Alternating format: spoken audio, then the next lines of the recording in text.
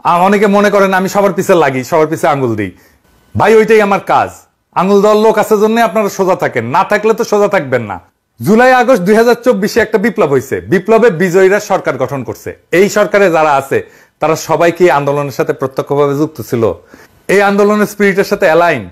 এই যে দেখেন ব্রিগেডিয়ার এম সাখাওয়াত হোসেন মাত্র 11 দিন আগে কি বলছিল যে শেখ হাসিনাকে ভুল বোঝানো হয়েছে, সব খারাপ, উনি ভালো। শুনেন ওনার মুখে। আসসালামু আলাইকুম রাহমাতুল্লাহ। আজকে ভয়ঙ্কর একটা গোপন রহস্য আমি আপনাদের সামনে উন্মোচন করব। প্রিয় দর্শক, আপনারা সকলেই জানেন বাংলাদেশের মধ্যে অন্তর্বর্তীকালীন সরকার গঠিত হয়েছে এবং 17 জনের একটা সরকার গঠিত হয়েছে এবং সেই জায়গায় উপদেষ্টা আছে অনেকজন। আপনারা সকলেই জানেন যে কারা কারা এই সরকার পদে পদ পেয়েছে, কিন্তু তার ভিতরে যে গোপন রহস্য রয়ে গেছে এবং এই সরকারের মধ্যে যে আওয়ামী লীগের লোকেরা রয়ে গেছে, আপনারা কি একটাবার চিন্তা করে দেখছেন? একটা ভিডিও আমি আপনাদেরকে দেখাবো, পিনাকি ভট্টাচার্যর। শুরুতে একটু ভিডিও আপনারা দেখেছেন, কতটা ভয়ঙ্কর। মানে আপনাদেরকে যদি এই ভিডিওটা দেখাই, আপনাদের মাথাও হাত দিয়ে দিবেন যে এত কষ্ট করে বৈষম্য বিরোধী ছাত্র আন্দোলন করে শেখ হাসিনার পদত্যাগ করে আজকে সেই শেখ হাসিনার দলের লোকেকেই আবার আমরা অন্তর্বর্তীকালীন সরকারের মধ্যে ঢুকাই দিছি। পিনাকি ভট্টাচার্য এক একটাকে প্রমাণ করেছেন যে এরা যে প্রত্যেকটাই আওয়ামী লীগের দালাল, প্রত্যেকটাই আওয়ামী লীগের লোক, আওয়ামী লীগ ঘরানার লোক। এটা তিনি ভিডিও আকারে আমাদেরকে প্রমাণ সহকারে দেখাইছেন।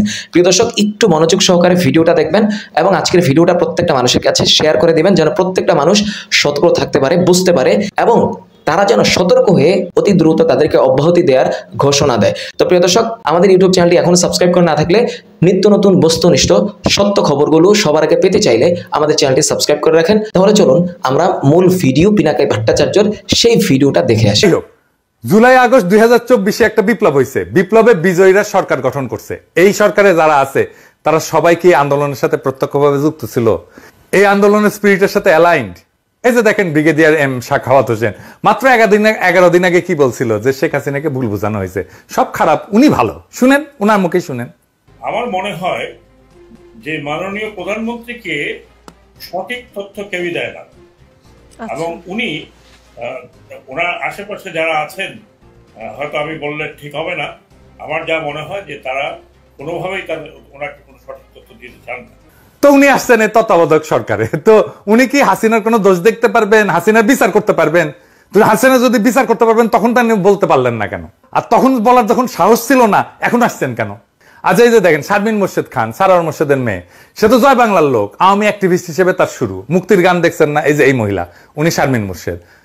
দেখেন ওই সময় স্মৃতিচারণ করতেছে জয় বাংলার গান দিয়ে। গানটা শোনান, রিটেশ সাহেব না শোনান।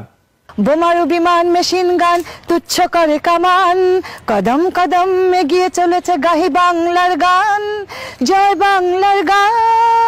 আর এই যে বিধানচন্দ্র রায়, উনি ছাত্র ইউনিয়ন করতেন, আমাদের খুবই ঘনিষ্ঠ, আমাদের বড় ভাই। এখন আওয়ামী লীগ করেন, প্রগতি লেখক সংঘ করতেন, জাতীয় মনোরোগ ইনস্টিটিউটের পরিচালক ছিলেন। ওনারা তো এমনি এমনি হাসিনা পরিচালক বানায় নাই, তাই না?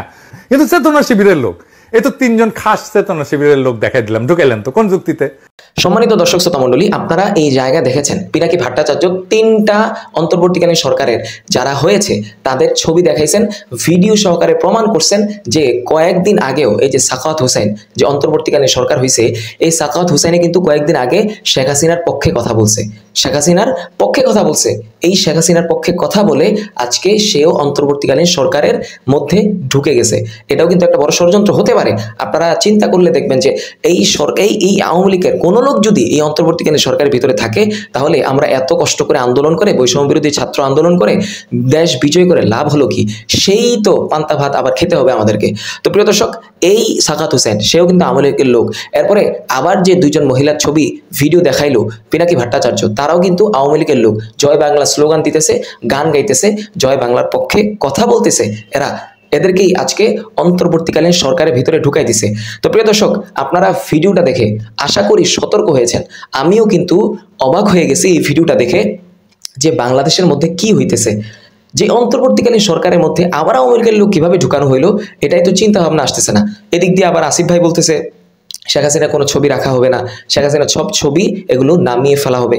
আবার ওইদিকে আসিফ ভাই কি জানেন না যে এই 3 জন যে আওয়ামী লীগের দালাল হতে পারে, এই 3 জন যে আওয়ামী লীগের লোক, তাহলে আপনারা কিভাবে এদেরকে আবার অন্তর্বর্তীকালীন সরকারের মধ্যে ঢুকায় ফেললেন? এখন আপনারা বলবেন যে পিনাকি ভট্টাচার্য তিনি শুধু মানুষের পিছন দিয়ে আঙ্গুল দেয়। আসলে ভাই সত্য কথা বলতে গেলে পিছনে আগুন লাগবে, এটাই স্বাভাবিক, আমার কাছে এটাই মনে হবে। কিন্তু বাস্তবতাটা তিনি তুলে ধরতেছেন।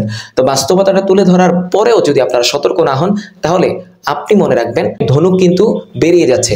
আপনি ক্ষতবিক্ষত হওয়ার পূর্বেই নিজেকে সামলাতে হবে, নিজেকে বাঁচাইতে হবে। অতএব শেখ হাসিনা চলে গেছে, শেখ হাসিনার লালিত কুকুরগুলাকে কিন্তু বাংলাদেশে রেখে গেছে। তো এই জন্য আপনাদেরকে বলবো সব সময় সতর্ক থাকবেন। দেশ বিজয় হয়েছে, স্বাধীন হয়েছে, স্বাধীনতাকে রক্ষা করবেন। স্বাধীনতা পাওয়া সহজ হতে পারে, রক্ষা করা কঠিন। এই জন্য আমাদেরকে সর্বদিক দিয়ে সতর্ক থাকতে হবে এবং সতর্ক থেকে এই স্বাধীনতা অর্জনটাকে আমাদেরকে রক্ষা করতে হবে। তো প্রিয় দর্শক, এই যে আওয়ামী লীগের লোকেরা ঢুকেছে, এদের সম্পর্কে আপনাদের কি মন্তব্য? আপনারা আপনাদের মূল্যবান মতামত কমেন্ট বক্সে জানিয়ে দেবেন। সকলেই ভালো থাকবেন। আজকের ভিডিওটা প্রত্যেকটা মানুষের কাছে শেয়ার করে দিবেন। আমাদের ইউটিউব চ্যানেলে নতুন হয়ে থাকলে ভাই সাবস্ক্রাইব করে দিয়ে রাখেন। নিত্য নতুন বস্তুনিষ্ঠ সকল খবর সবার আগে পেয়ে যাবেন। আপনার একটি লাইক, একটি কমেন্ট, একটি শেয়ার, একটি সাবস্ক্রাইব আমাকে কিন্তু পরবর্তী ভিডিও বানাতে অনেক উৎসাহিত করে। আসসালামু আলাইকুম।